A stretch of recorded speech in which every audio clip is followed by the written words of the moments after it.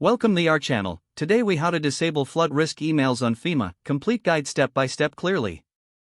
To begin, open your preferred web browser. Navigate to the FEMA website by entering www.fema.gov in the address bar. Once you're on the home page, scroll down to the bottom of the page.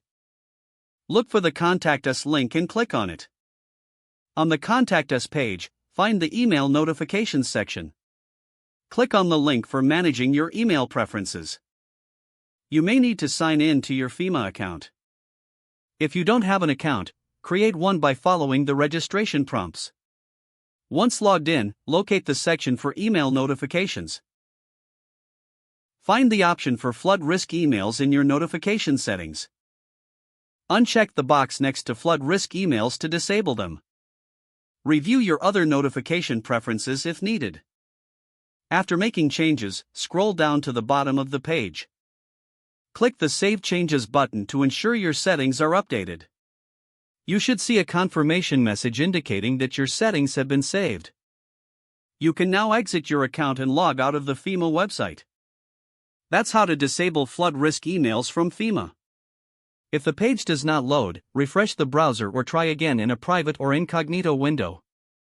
Make sure you are using the correct email address, then retype it carefully to avoid small typos. If your password is not accepted, use the reset option and create a new strong password you can remember. Check your spam folder for verification or security emails, then complete any requested confirmation steps.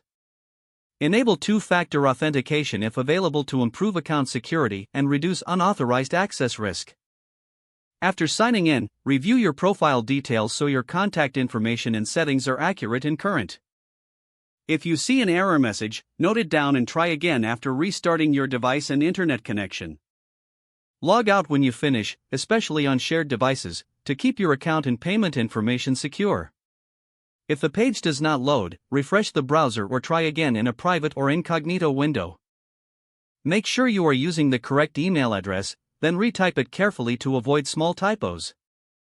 If your password is not accepted, use the reset option and create a new strong password you can remember.